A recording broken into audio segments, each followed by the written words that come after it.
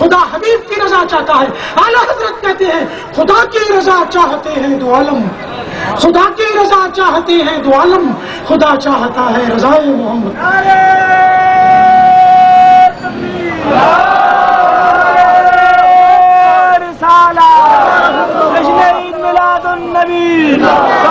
محمد عبد الرحمان صاحب الحسنی آستانہ علیہ بندیال شریف. خدا کی رضا چاہتے ہیں دو عالم, خدا چاہتا ہے رضائے محمد. عجب کیا اگر رحم فرمائے ہم پر, عجب کیا اگر رحم فرمائے ہم پر خدائے محمد برائے محمد. عجب کیا اگر رحم فرمائے ہم پر خدائے محمد برائے محمد. خدا ان کو کس پیار سے دیکھتا ہے, خدا ان کو کس پیار سے دیکھتا ہے جو آنکھیں ہیں محو لقائے محمد.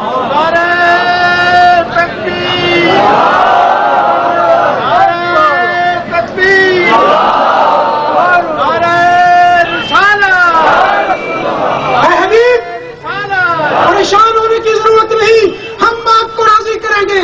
وَلَسَوْفَ يُعْطِيكَ رَبُّكَ فَتَرْضَىٰ, ان قریب تیرا خدا تجھے اتنا دے گا کہ تو راضی ہو جائے. اے حبیب ہم اتنی عطا کریں گے, اتنی بخشش کریں گے, ہماری عطا اس وقت ختم ہوگی جب تو خود کہے گا کہ میں راضی ہوں. مولانا حسن رضا فرماتے ہیں کہ وَلَسَوْفَ يُعْطِيكَ رَبُّكَ فَتَرْضَىٰ کی آیت جو ہے یہ حضور کو منانے کے لیے آئی ہے. یہ آیت حضور کو منا رہی ہے, یہ آیت حضور کو راضی کر رہی ہے. وَلَسَوْفَ يُعْطِيكَ رَبُّكَ فَتَرْضَىٰ, یہ آیت حضور کو مناتی ہے. فترضیٰ نے ڈالی ہے بائیں گلے میں, فترضیٰ نے ڈالی ہے بائیں گلے میں کہ ہو جائے راضی طبیعت کسی کی. فترضیٰ نے ڈالی ہے بائیں گلے میں کہ ہو جائے راضی طبیعت کسی کی. نہ جائیں گے جب تک گناہگار ان کے, نہ جائیں گے جب تک گناہگار ان کے, نہ جائے گی جنت میں امت کسی کی.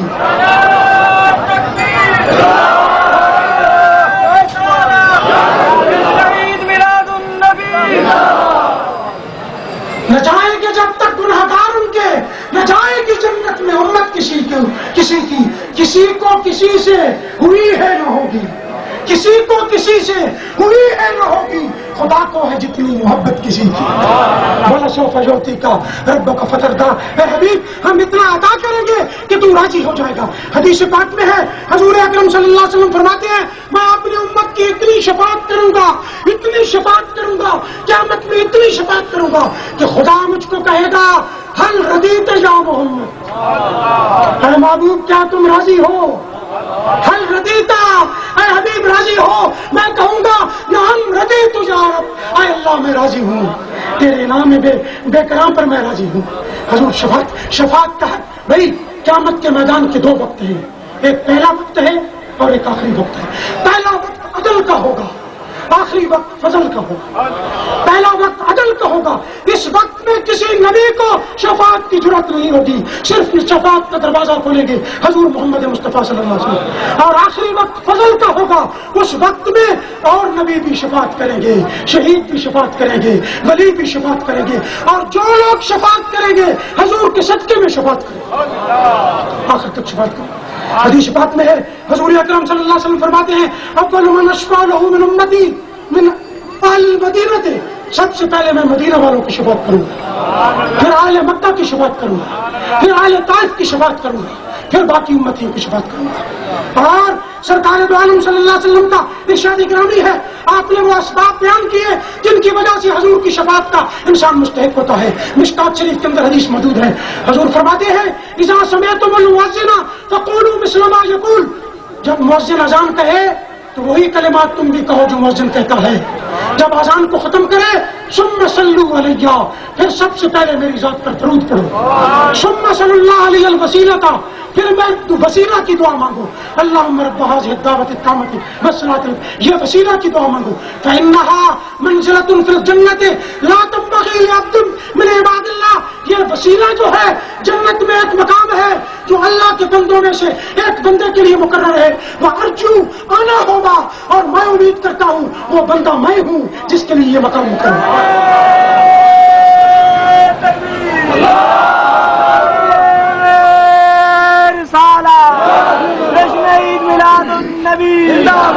جس نے اذان کے بعد درود پڑھا اور وسیلہ کی دعا مانگی من سال لی الوسیلۃ حلت علیہ شفاعتی، اس کے لیے میری شفاعت واجب ہوگی، اس کو میں شفاعت کروں گا جو دعا مانگے گا۔ دوسری حدیث پاک جسے شاید دنیا فقہ حنفی کی مشہور ترین کتاب رد المختار نے نقل کی، رد المختار نے اس حدیث کو نقل کیا کہ سرکار فرماتے ہیں من قبلا زفرے بہامہ عند سماع اشهد ان محمد رسول اللہ انا قائدہ ومدخلہ فی صفوف الجنۃ او کما قال علیہ الصلوۃ والتسلیم۔ جو شخص اذان میں یہ کلمے سنتا ہے اشهد ان محمد رسول اللہ اور اپنے انگوٹھے چوم کر آنکھوں پر لگاتا ہے، حضور فرماتے ہیں میں اسے جنت کی صفوں میں تلاش کر کے جنت میں داخل کروں گا۔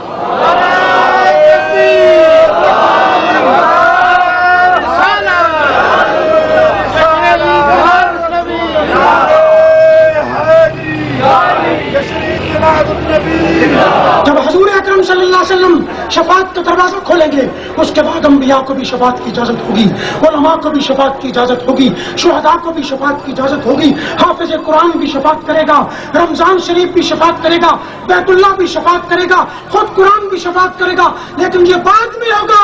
سب سے پہلے شفاعت کا دروازہ حضور کھولیں گے، اور حقیقت یہ ہے کہ جتنی شفاعتیں لوگ کریں گے سب کا مرجع حضور کی ذات ہوگی، سب کا مرجع حضور کی۔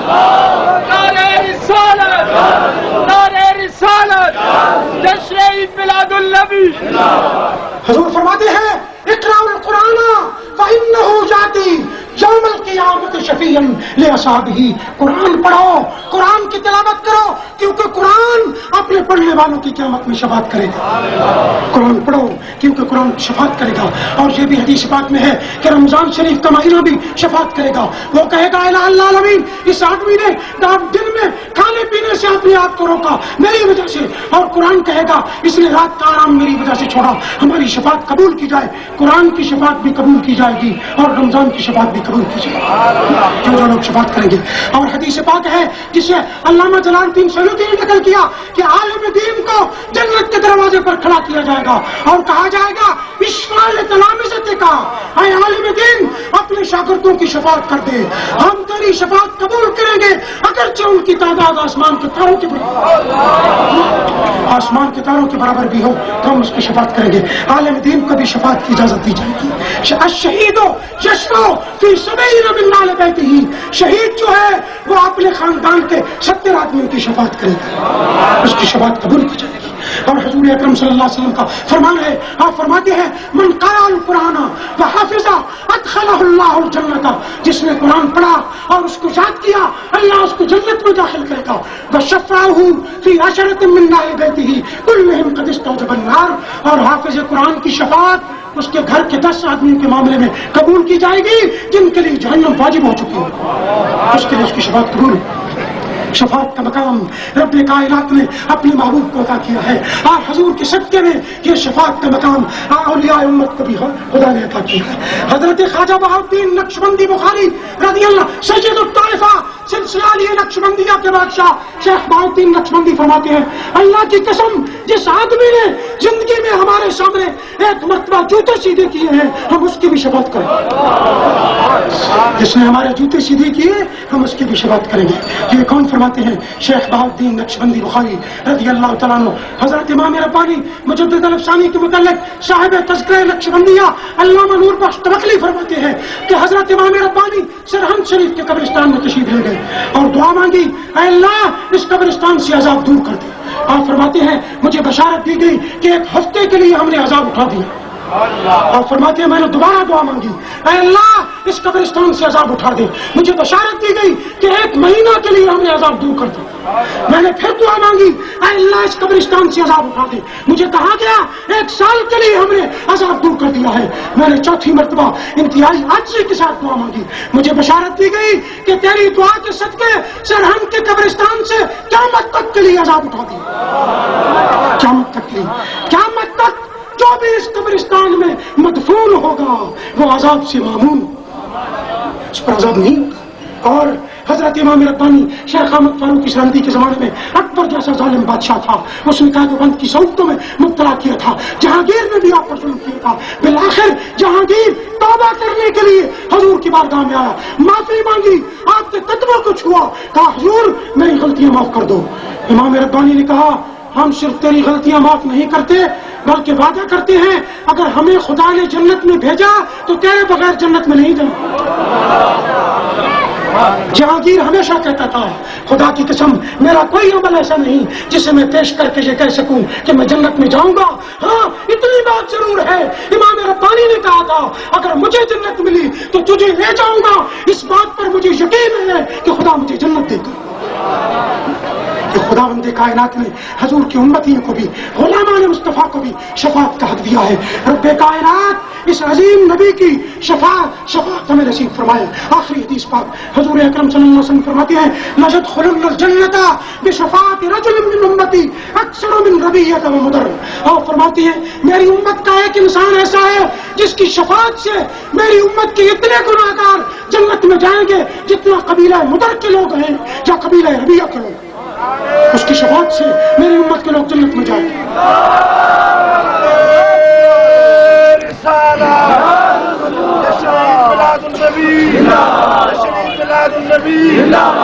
وہ کون ہے حضور کا امتی جس کی شفاعت سے قبیلہ مدر اور قبیلہ ربیہ سے زیادہ لوگ جنت میں جائیں گے؟ بعض لوگوں نے کہا حضرت تو ویسے کرنی ہے، حضرت ویسے کرنے کی دعا سے، اور بعض نے کہا حضرت امیر عثمان رضی اللہ عنہ کی دعا سے۔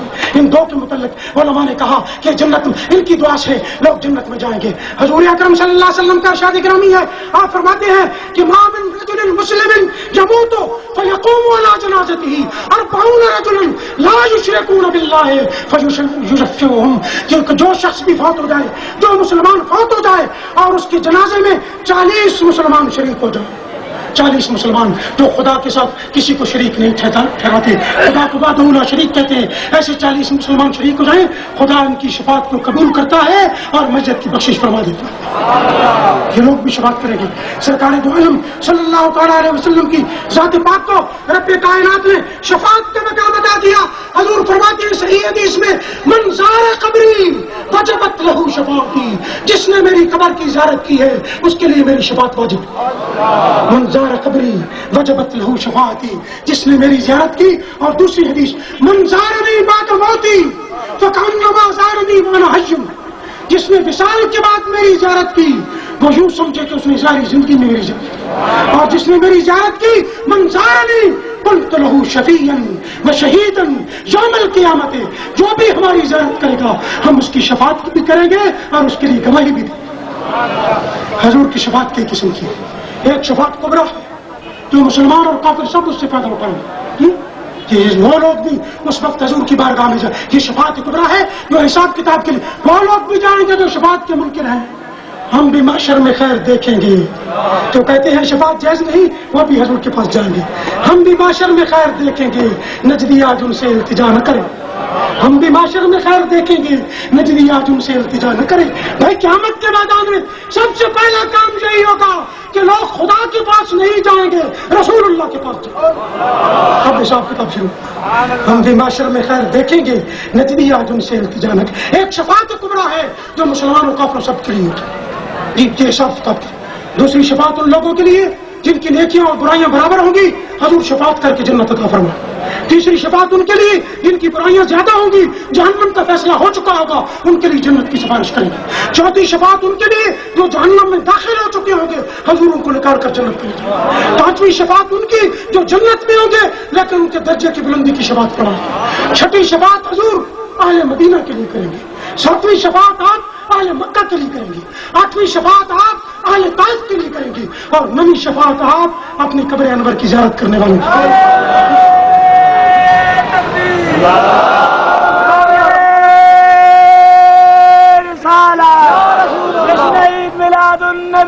نعرہ تکبیر، نعرہ رسالت، جشن عید میلاد النبی، جشن عید میلاد النبی، سیدی مرشدی، سیدی مرشدی، سیدی مرشدی، غلام ہیں غلام ہیں، غلامی رسول میں بہت بھی، غلامی رسول میں جو میری آقا کی شفاعت کا طالب ہے، بلند آواز سے نعرے کا جواب دے۔ نعرہ تکبیر، نعرہ رسالت، نعرہ رسالت، جشن عید میلاد النبی، جشن عید میلاد النبی، آستانہ علیہ شاہ والا شریف۔ قیامت کے میدان میں ایک شخص کو فرشتے پکڑ کر گرفتار کر کے دوزخ کی طرف لے جا رہے ہوں گے۔ حضرت آدم علیہ السلام دیکھیں گے کہ امت مصطفیٰ میں سے ہے، وہ کہیں گے یا رسول اللہ، یا محمد، آپ کا امت ہی گرفتار ہو کے دوزخ میں جا رہا ہے۔ حدیث پاک میں حضور دوڑ کر اس کے پیچھے جائیں گے اور فرشتوں کو روکیں گے اور کہیں گے اسے واپس لاؤ۔ وہ کہیں گے ہمارے خدا کا حکم ہے۔ حضور اللہ کی بارگاہ میں عرض کریں گے اے اللہ، تو نے وعدہ کیا تھا کہ تیری امت کے معاملے میں تجھ کو راضی کروں گا۔ اللہ تعالیٰ فرمائیں گے اطیعوا محمدن، اے فرشتوں محمد مصطفیٰ کی اطاعت کرو، ان کی غلامی کرو۔ اس شخص کو لے کر حضور واپس آئیں گے، پھر اس کے اعمال کو تولا جائے گا، اس کے اعمال صالحہ کم ہوں گے۔ حضور ایک پرچہ نکال کر اس کے اعمال میں ڈالیں گے تو اس کے اعمال صالحہ کا جو پلہ ہوگا بھاری ہوگا، اسے جنت کا مستحق قرار دیا جائے گا۔ وہ عرض کرے گا آپ کون ہیں، یہ پرچہ کیا ہے؟ آپ فرمائیں گے میں تیرا رسول ہوں، اور یہ پرچہ وہ درود ہے جو زندگی نے تو نے میری ذات پر بھیجا تھا۔ ایسا جب عائشہ کا رب کا مقام محمودا، حضور کی مختلف شانوں میں سے ایک شان یہ ہے کہ میدان قیامت کا دولہا بنایا جائے گا، مقام محمود عطا کیا جائے گا۔ عرش عظیم پر بیٹھ کر قیامت کا فیصلہ خدا اپنے محبوب کو عطا کرے گا۔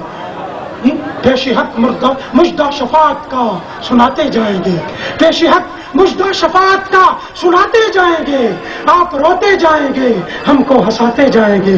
وسعتیں دی ہیں خدا نے دامن محبوب کو، وسعتیں دی ہیں خدا نے دامن محبوب کو، جرم کھلتے جائیں گے اور وہ چھپاتے جائیں گے۔ وآخر دعوانا الحمدللہ رب العالمین۔